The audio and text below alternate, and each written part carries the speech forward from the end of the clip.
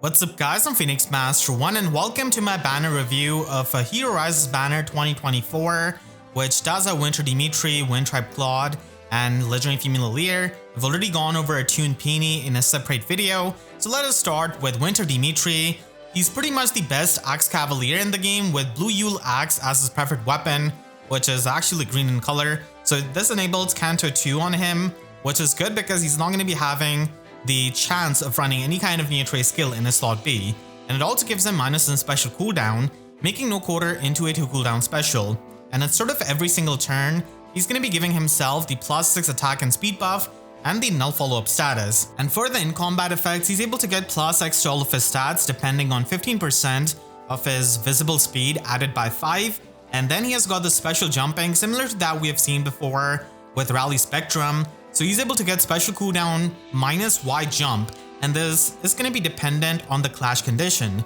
which means that it is going to be counting the spaces moved by whoever initiated, and max this could give you 3 special jump, and if he has got 4 or more status effects, then he's going to be treating this as the max effect. So because of Barbarity giving him dodge and vantage, and because of this weapon giving him null follow-up, he's able to easily have 3 status effects, and then Panic Smoke 4 gives the 4th one. So this way he's always going to be able to trigger No Quarter in the Vantage, which is really powerful with his monstrously high attack stat at base 47, which also has a super boon. And then finally he heals up 7 HP after the combat. So this is going to be making him as a really solid Axe Cavalier, and his exclusive skill Barbarity does give him -4 speed, defense, and attack debuff on the foe, and it also gives him true damage based on 25% of his attack, and getting any kind of true damage as a vantage unit is really good. Then he has got 40% damage reduction on foes' first attacks,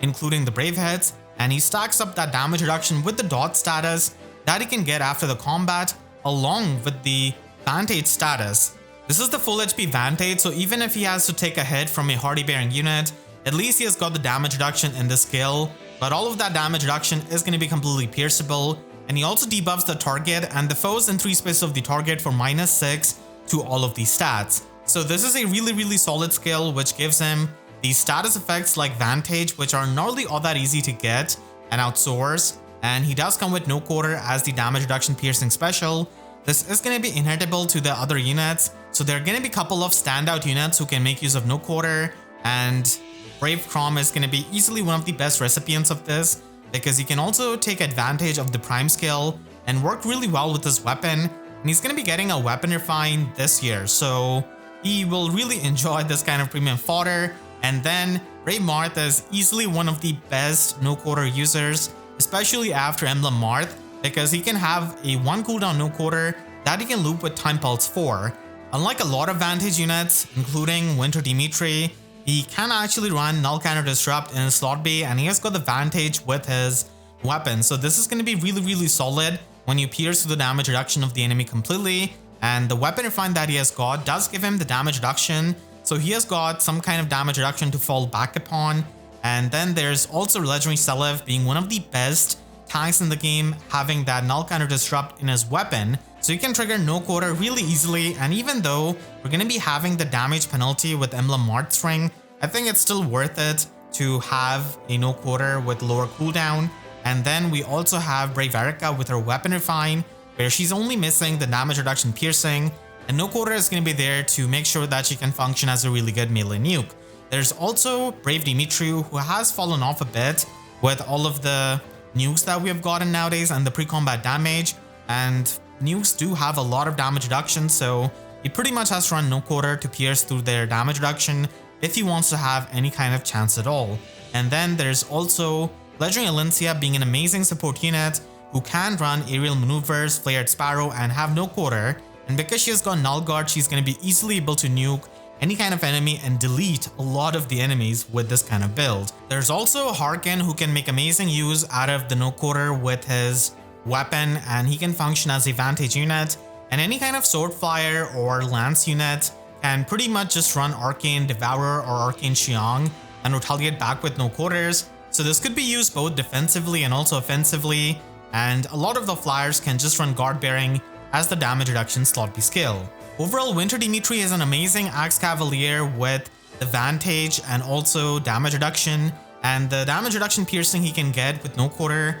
with the special jumping is amazing for both player phase and the enemy phase, and it does provide amazing fodder with no quarter, attack speed prime, and panic smoke 4. And now that we have got increased slot for inheritance, his value is even better. There's not really a lot you have to change for his build. You can just run attack speed cache as the Sacred Seal, and one skill which can be useful for many of the Winter Dimitris in something like Summoner Duels is probably going to be Fatal Smoke 4, so you can try and run that, and all of the other skills are completely fine and work on a budget, so there's not a lot of change that you have to do with his skills. Both attack and speed boons are good for him, and if you have the chance, then he can also ascend one of those assets. Legendary female Alear is a green infantry dragon, and she's a fire legend who can boost up your defense, and she's got Dragon's Fist as the 11 Might Dragon Breath, so this is going to be giving her -1 special cooldown, making Dragon Blast into a 2 cooldown special, and then she's got a dual phase Brave effect,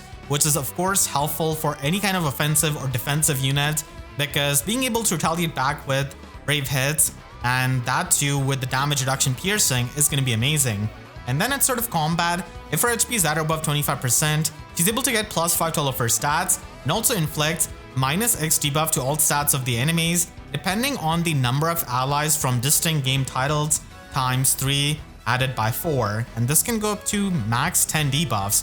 And finally, she has got 40% damage reduction against foes' first attacks, including the Brave hits. And she has got Null Counter Disrupt 4, which is going to be helping in Omni tanking and Aether Raids offense against a lot of the sweep effects. And if you're going to be foddering her, then she has got amazing fodder with attack speed finish 4, this skill, and also the Pledge skill. So Omni tanks are going to be appreciating this in Aether Raids offense, and Nabata Altina and Legendary Alear are basically one of the best Omni tanks in the game. So you can give them this skill, also Brave Marth, but I did already show him in Winter Dimitri section. And any kind of unit who's trying to loop godlike reflexes or is trying to trigger specials easily is going to be able to run attack speed Pledge. And if you have Null Guard in your weapon or the full tempo effect, then the Pledge skill is even better.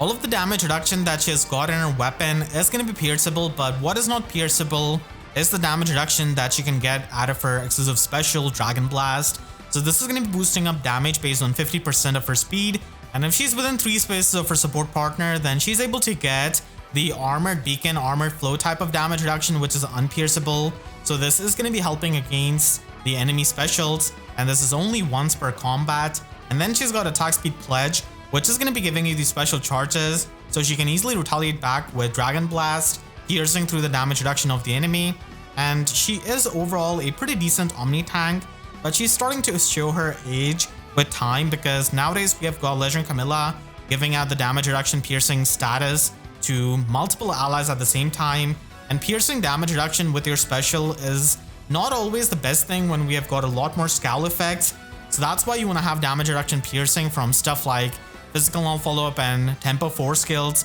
That is going to be helping you on every single hit, and you're going to be able to pierce the damage reduction outside of the specials. She's of course a wonderful legendary unit in Arena because she has got the scoring easily with the Distant Counter Dragon Sacred Seal and also with her high BST. So if you're going to be investing in her with the Arena purpose, then she's going to be giving you the full value right there as an amazing scoring option who can definitely tank a lot of the threats. But like I said, she is starting to age a bit when it comes to Omni tanking, and her support is not really all that unique compared to back when she came out, and we didn't really have stuff like No Quarter as a special. Being an Omni tank, she can easily run Distant Counter Dragon Sacred Seal, and plus speed IV is pretty much going to be the best boon that you can run on a unit like her, so that you can have the speed for the Omni tanking. And if you're going to be giving her another sloppy skill, then Counter Roar 4 can actually be a pretty good option that can give you the healing. And outside of Aether Raids, this could be the sloppy skill that you can run,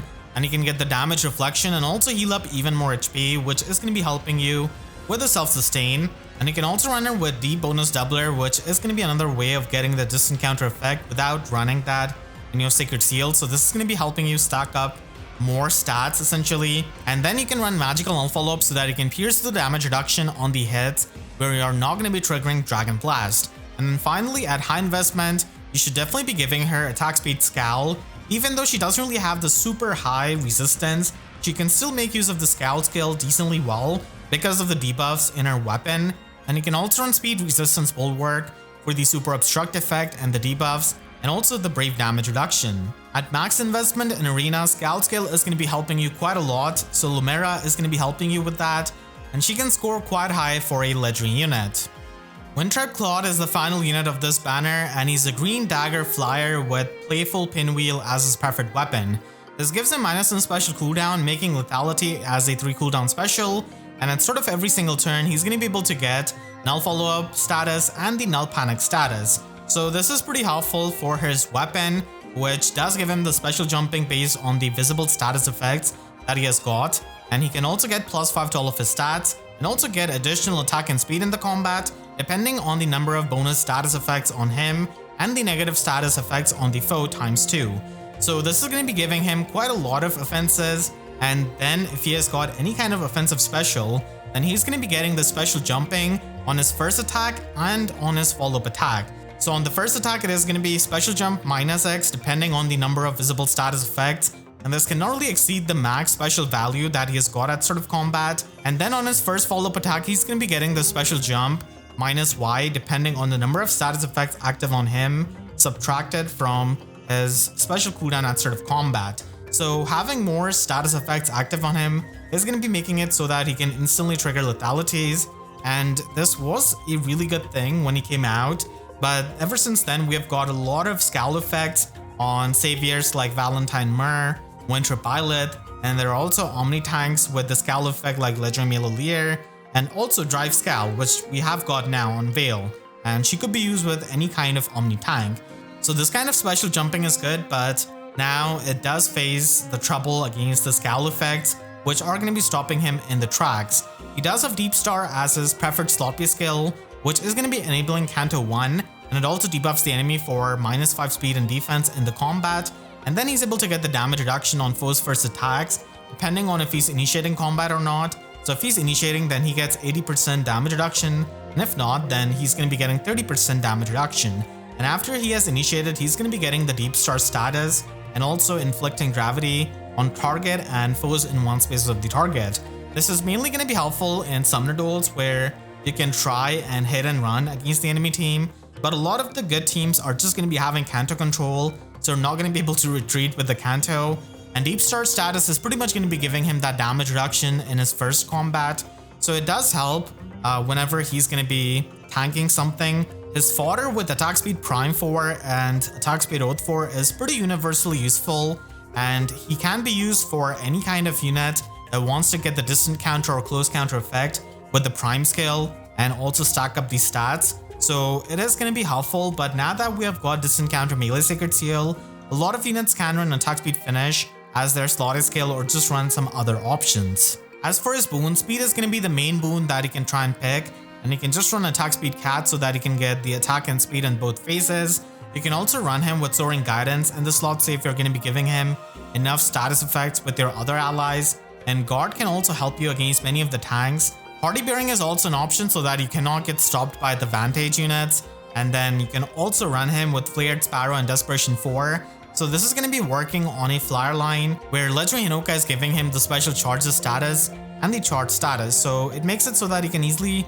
trigger the effect of desperation, and blue feud is going to be helpful against a lot of the Veils in the Azure season, so that slot skill is going to be helping you if you really want to use them in your Aether Raids defense. You can click the link on your screen right now to check out my review of Attuned Peony, the free unit that we've got, and make sure to subscribe and hit the notification bell because YouTube sub boxes are about as functional as Dimitri's vantaging against the sweep effects. So with that, I'll see you guys next time. Thank you so much for watching and have a great day.